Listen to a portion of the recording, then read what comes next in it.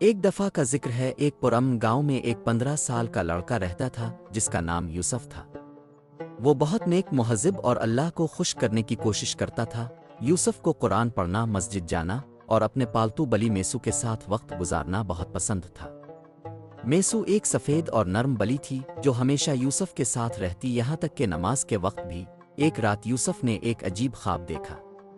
خواب میں وہ ایک خوبصورت باغ میں جا رہا تھا۔ وہاں پھول، سونے جیسے درخت اور چمکتی ہوئی نہریں تھیں۔ اس نے وہاں بہت سے لوگوں کو دیکھا، ان کے چہرے ستاروں کی طرح چمک رہے تھے۔ جب یوسف نے اپنی شکل نہر میں دیکھی تو اس کا چہرہ مدھم اور بے نور لگ رہا تھا۔ یوسف اداس اور حیران ہو گیا۔ پھر ایک سفید کپڑوں میں بزرگ آئے اور بولے، یوسف، کیا تم جانتے ہو تمہارا چہرہ دوسرے لوگوں کی طرح کیوں نہیں چمک رہا؟ یوسف نے آہستہ سے نفی میں سر ہلایا۔ بوڑھے آدمی نے نرمی سے مسکرا کر کہا، جو لوگ محبت اور دھیان سے وضو کرتے ہیں ان کے چہرے قیامت کے دن چمکتے ہیں۔ یہ ان کی پاکیزگی کی نشانی ہے۔ وضو گناہوں کو دھو دیتا ہے اور چہرے اور ہاتھوں کو نور سے بھر دیتا ہے۔ یوسف اچانک جاگ گیا۔ خواب بالکل سچا لگا۔ ابھی رات تھی اور گھر میں خاموشی تھی، لیکن یوسف کا دل جذبے سے بھر گیا تھا۔ وہ بھی چاہتا تھا کہ اس کا چہرہ وضو کے نور سے چمکے۔ یوسف آہستہ سے بستر سے اٹھا۔ اس نے لائٹ نہیں جلائی تاکہ امی ابو اور چھوٹی بہن نہ جاگیں۔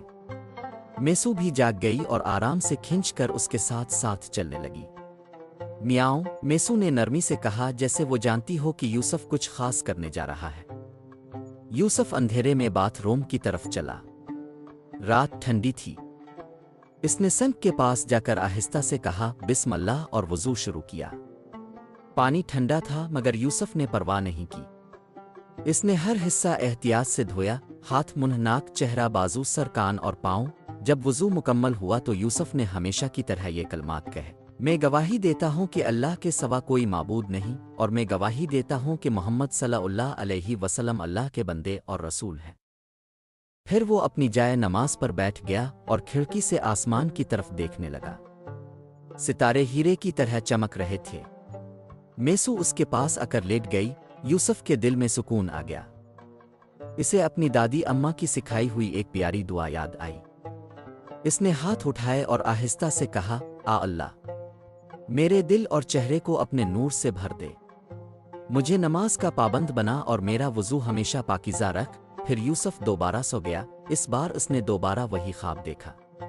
وہ پھر اسی باغ میں تھا۔ اب جب اس نے نہر میں اپنا چہرہ دیکھا تو وہ چاند کی طرح چمک رہا تھا۔ وہی بزرگ پھر آئے اور بولے، ماشاء اللہ یوسف، تمہارا وضو محبت اور سچائی سے بھرا ہوا تھا، یہ تمہارے لیے اللہ کا نور ہے۔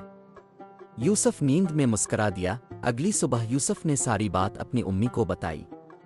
امی نے اسے گلے لگایا اور کہا، وضو ایک خاص تحفہ ہے میرے بیٹے، یہ جسم اور روح دونوں کو صاف کرتا ہے، اسے ہمیشہ اپنے ساتھ رکھو۔